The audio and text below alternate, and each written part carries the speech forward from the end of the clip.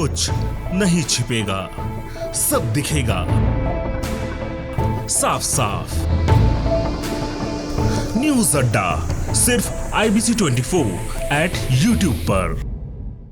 रायपुर में कांग्रेस के 85वें राष्ट्रीय अधिवेशन के पहले दिन स्टीयरिंग कमेटी की बैठक के बाद कांग्रेस नेता जयराम रमेश की पीसी देखनी चाहिए। असल में कांग्रेस को ऐसे ही स्पष्टता से बताने की जरूरत है कि वह देश को मोदी की तुलना में ज्यादा बेहतर ढंग से आगे ले जा सकती है। 21वीं सदी के इस तीसरे दशक के मतदाता बीते 2 दशकों से ज्यादा शार्प और राष्ट्रवादी हैं। वे मोदी के राष्ट्रवादी एजेंडे से इसलिए नहीं जुड़ रहे हैं कि मोदी में उन्हें असली राष्ट्रवादी नजर आता है, बल्कि इसलिए जुड़ते हैं क्योंकि उन्हें दूसरे अन्य दलों में राष्ट्रवाद की खुशबू अपेक्षाकृत कम आती है।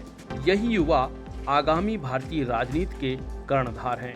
जयराम रमेश ने स्पष्ट किया कि कांग्रेस किसी भी तरह से पूंजीपतियों या अर्थव्यवस्था को रफ्तार देने वाले कंपोनेंट्स के विरुद्ध नहीं है।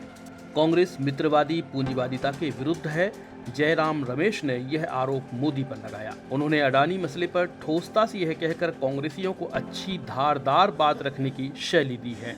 अगर कांग्रेस इस मसले को सलीके से उठाती रहे और बताती रहे तो मुमकिन है कि नौजवान उसके साथ जुड़ेंगे।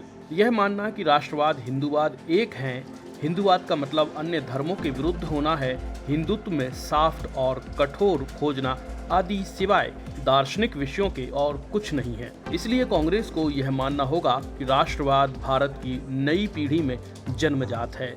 यह समय का खिला हुआ फूल है, ना कि कांटा। यह भी मानना होगा कि हिंदुत्व कोई संघ का बोया हुआ बीज नहीं, यह भी भारत की आत्मा का एक हिस्सा है। इस पर दर्शन शास्त्री बनने की बजाय राजनीतिक रूप से इन दोनों ही चीजों को स्वीकारते हुए कांग्रेस को आगे बढ़ना चाहिए। जयराम रमेश का वक्तव्य इस दिशा में कांग्रेस के लिए फायदेमंद है। ऐसे ही वक्तव्य वास्तव में कांग्रेस को लोगों से जोड़ेंगे और भाजपा के बनाए राजनीतिक माहौल को भेद पाएंगे। यह तो शुरुआती तौर पर ठीक है, स्पष्टताएं जरूरी हैं और बड़े मुंह से निकलें तो और ज्यादा असरदार होंगी। कांग्रेस राष्ट्रवादी हिंदूवादी माहौल को स्वीकारे और इसे नकारात्मक ना समझे, बल्कि इसे सकारात्मक मानकर अपनी ओर मोड़ने की कोशिश करे।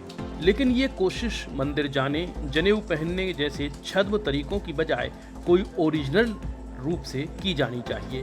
कोई विश्वसनीयता होनी चाहिए, कोई परमानेंट इसमें दिखाई देना चाहिए, कोई अनाटकीय ढंग भी इसमें होना चाहिए। उम्मीद है जयराम रमेश की यह बात आला कमान की भी होगी। वरुण सखाजी की रिपोर्ट, IBC 24। कुछ नहीं छिपेगा, सब दिखेगा साफ साफ। न्यूज अड्डा सिर्फ IBC 24 एट YouTube पर।